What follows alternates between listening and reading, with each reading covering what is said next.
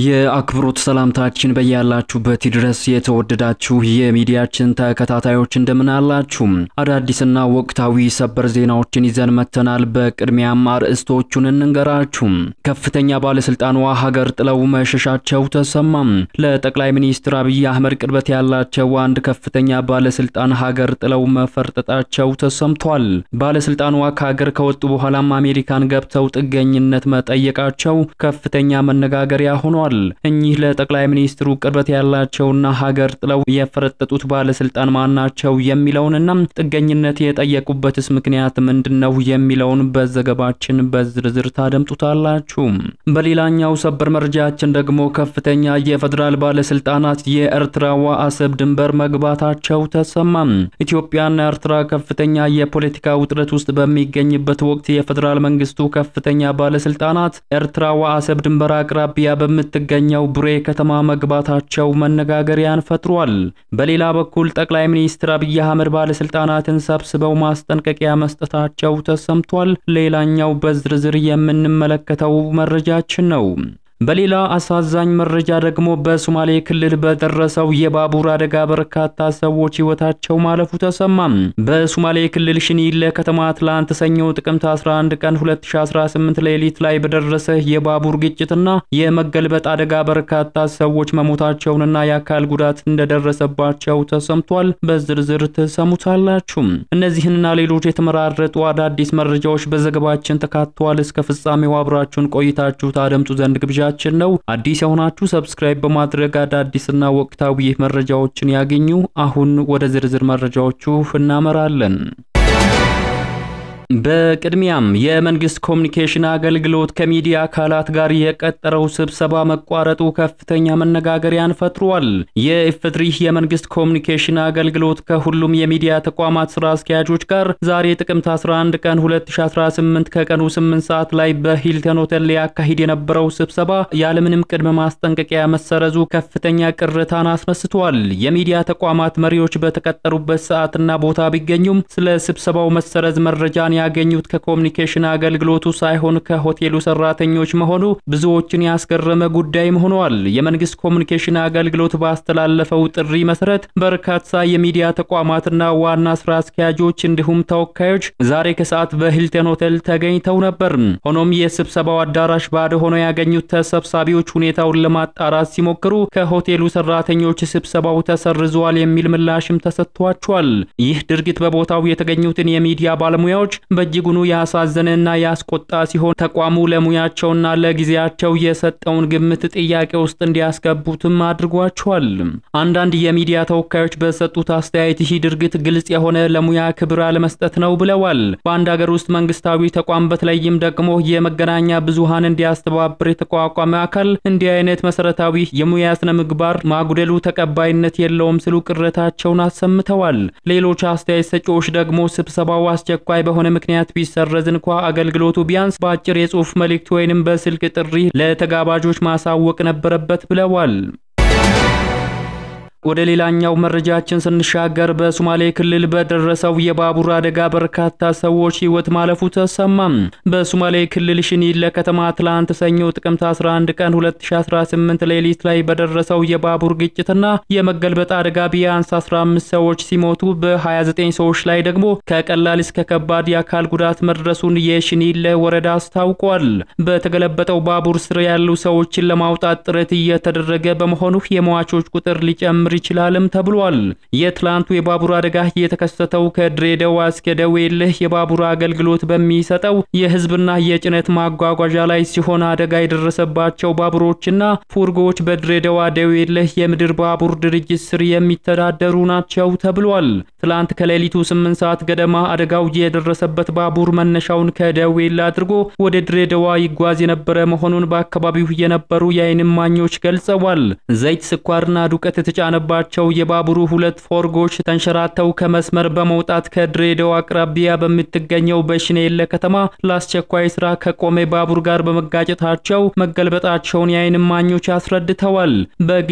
በግጭቱና ይህንን ተከትሎ በደረሰው የባቡር መገልበጥ በአስቸኳይ ስራ ላይ የነበሩ ሰራተኞችና ከደወሌ ይመጣ በነበረው ባቡር ላይ የነበሩ መንገደኞች መሞታቸውን የዓይን እማኞች አክለዋል። በትላንቱ አደጋ 15 ሰዎች ህይወታቸውን ማጣታቸውንና በ29 ሰዎች ላይ ደግሞ ከባድና ቀላል የአካል ጉዳት መድረሱን የሽኔለ ወረዳ አስተዳዳሪ አቶ ጀብሪል ሁመር አስታውቀዋል።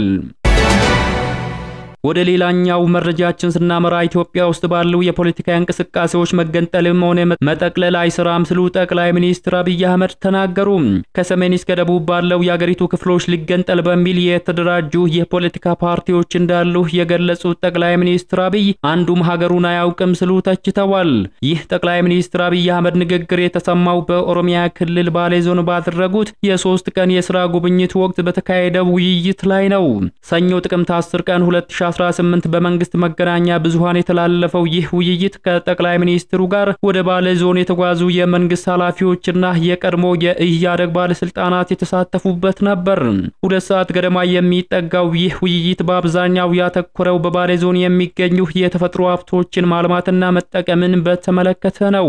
መጨረሻ ላይ ንግግር ያደረጉት ጠቅላይ ሚኒስትር አብይ አህመድ እንደሌሎቹ ተሳታፊዎች ሁሉ በአካባቢው ያለው ሀብት በሚገባ ልክ ባለመልማቱ የተሰማቸውን ቁጭትም ገልጸዋል። አብይ አህመድ በንግግራቸው ኢትዮጵያ ውስጥ ሰላም የለም፣ ሰላም መቅደም አለበት የሚሉ ቅሬታዎች በተለያዩ መንገዶች እንደሚነሳም ጠቅሰዋል። ጠቅላይ ሚኒስትሩ የሚመሩት መንግስት አቋም ሰላም እንዲመጣ እንለምናለን፣ ሰላም እንዲመጣ እንሰራለን፣ ሰላም እስከሚመጣ ግን አንቀመጥም፣ እናለማለን የሚል እንደሆነ አስረድተዋል።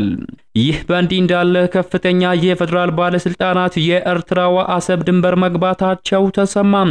ኢትዮጵያና ኤርትራ መካከል ከፍተኛ የፖለቲካ ውጥረት ውስጥ በሚገኙበት ወቅት የፌደራል መንግስቱ ከፍተኛ ባለስልጣናት ኤርትራ ድንበር አሰብ አቅራቢያ በምትገኘው ቡሬ ከተማ መታየታቸው መነጋገሪያን ፈጥሯል። ወደ ቡሬ ከተማ ከገቡ ባለስልጣናት መካከል የጠቅላይ ሚኒስትሩ የምስራቅ አፍሪካ ጉዳዮች አማካሪ ሚኒስትር አቶ ጌታቸው ረዳም፣ የብሔራዊ መረጃና ደህንነት አገልግሎት ዋና ዳይሬክተር አምባሳደር ሬድዋን ሁሴን፣ የሀገር መከላከያ አመራሮችና የአፋር ክልል አመራሮችን ያካተተ ቡድን ዛሬ ከአሰብ በቅርብ ርቀት ወደምትገኘው ቡሬ ከተማ መግባታቸው ታውቋል።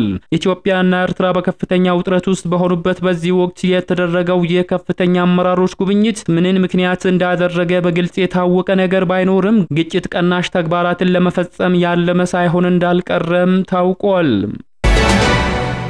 በመጨረሻም ከፍተኛ ባለስልጣኑ ሀገር ጥለው መሸሻቸው ተሰማም። ለጠቅላይ ሚኒስትር አብይ አህመድ ቅርበት ያላቸው አንድ ከፍተኛ ባለስልጣን ሀገር ጥለው መፈርጠጣቸው ተሰምቷል። ባለስልጣኑ ከሀገር ከወጡ በኋላ አሜሪካን ሀገር ገብተው ጥገኝነት መጠየቃቸውም ከፍተኛ መነጋገሪያ ሆኗል። በኢትዮጵያ የፖለቲካ ታሪክ ውስጥ ከፍተኛ የስልጣን እርከን ላይ ደርሰው ከነበሩት ሴቶች መካከል አንዷ የሆኑት የቀድሞ ምክትል ጠቅላይ ሚኒስትርና በቅርቡ በዋሽንግተን ዲሲ የኢትዮጵያ ኤምባሲ ተጠባባቂ ጉዳይ አስፈጻሚ በመሆን በጠቅላይ ሚኒስትር አብይ አህመድ የተሾሙት አምባሳደር አስተር ማሞ በአሜሪካ የፖለቲካ ጥገኝነት መጠየቃቸው ተገልጿል። ይህ ውሳኔ ወይዘሮ አስተር በሚኒሶታ ግዛት ጥገኝነት የጠየቁ ሶስተኛዋ ከፍተኛ የቀድሞ የኦሮሞ ገዢ ፓርቲ ባለስልጣን ያደርጋቸዋል። ከርሳቸው በፊት የቀድሞ የገንዘብ ሚኒስትርና አምባሳደር አብዱልአዚዝ ሙሐመድና አምባሳደር እውነቱ ብላታ በተመሳሳይ በሚኒሶታ ጥገኝነት መጠየቃቸው የሚታወስ ነው። 3 አንጋፋ አምባሳደሮች በአንድ የአሜሪካ ግዛት መሰብሰብና ጥገኝነት መጠየቅ በኢትዮጵያ ገዢ ፓርቲ ውስጥ ያለውን ጥልቅ ልዩነትና የፖለቲካ ቀውስን የሚያመላክት ነው ሲሉ የፖለቲካ ተንታኞችም ገልጸዋል። በኢትዮጵያ ታሪክ በምክትል ጠቅላይ ሚኒስትር ማዕረግ በማገልገል የመጀመሪያዋ ሴት የነበሩት ወይዘሮ አስተር በኦሮሞ ህዝቦች ዲሞክራሲያዊ ድርጅት ኦኢዴድ ውስጥ ከታች ጀምሮ በተለያዩ ኃላፊነት ደረጃዎች ላይ የሰሩ አንጋፋ ፖለቲከኛ ናቸው። በጠቅላይ ሚኒስትር ኃይለማርያም ደሳለኝ ዘመን የመልካም አስተዳደር ክላስተር አስተባባሪና የሲቪል ሰርቪስ ሚኒስትር ሆነው አገልግለዋል። ሆኖም በወቅቱ በነበረው የኢህአዴግ የስልጣን ሽኩቻና በ2016 የተቀሰቀሰውን ህዝባዊ አመጽን ተከትሎ በጥልቅ ታድሶ ስም ከኃላፊነታቸው ከተነሱ ከፍተኛ ባለስልጣናት መካከል አንዷም ነበሩ። ከኃላፊነታቸው ከተነሱ በኋላ በካናዳ አምባሳደር ሆነው የተሾሙት ወይዘሮ አስተር የጠቅላይ ሚኒስትር አብይ አህመድ ወደ ስልጣን መምጣትን ተከትሎም ስማቸው በጠቅላይ ሚኒስትሩ ላይ ካሴሩ ከተባሉ ባለስልጣናት ጋር ተያይዞ ሲነሳም ቆይቷል። ይህ ሁሉ ውዝግብ ባለበት ሁኔታ በሚገርም መልኩ በዋሽንግተን ዲሲ በሚገኘው የኢትዮጵያ ኤምባሲ በምክትል አምባሳደርነትና በተጠባባቂ ጉዳይ አስፈጻሚነት ሲያገለግሉ ቆይተዋል። በቅርቡ የሥራ ጊዜያቸውን አጠናቀው ወደ ሀገራቸው እንደሚመለሱ ተገልጾ የሽኝት ፕሮግራም ከተደረገላቸው በኋላም ጥገኝነት መጠየቃቸው አነጋጋሪ ሆኗል። የፖለቲካ ተንታኞች እንደሚሉት እኚሁ አንጋፋ ባለስልጣን ከስርዓቱ መራቅና ጥገኝነት የመጠየቃቸውን ጉዳይ በሶስት ዋና ዋና ጉዳዮች ያመላክቱታል። የመጀመሪያው የፓርቲው የጀርባ አጥንት የነበሩ አመራሮች መሰደዳቸው በብልጽግና ፓርቲ ውስጥ ያለው ልዩነት በቀላሉ የሚፈታ መሆኑን ያሳያል ብለዋል። በሁለተኛነት ደግሞ ከፍተኛ ባለስልጣናት ወደ ሀገራቸው ለመመለስ ዋስትና ማጣታቸው በሀገሪቱ ያለው የፖለቲካ ሁኔታ አሳሳቢ ደረጃ ላይ መድረሱን ያመላክታል ይላሉ። ሶስተኛው ደግሞ ስርዓቱን ከውስጥ የሚያውቁ ግለሰቦች የተቃዋሚውን ጎራ መቀላቀላቸው ለመንግስት ትልቅ የፖለቲካ ጫና መፍጠሩ አይቀርም ሲሉም ይናገራሉ። የተወደዳችሁ የሚዲያችን ተከታታዮች ለሰዓቱ ያዘጋጀንላችሁ መረጃዎች የተከታተላችሁትን ይመስሉ ነበር። ከሰዓታት በኋላ በሌሎች አዳዲስ መረጃዎች ዳግም እስከምንገናኝ በያላችሁበት መልካሙን ሁሉ ተመኘን።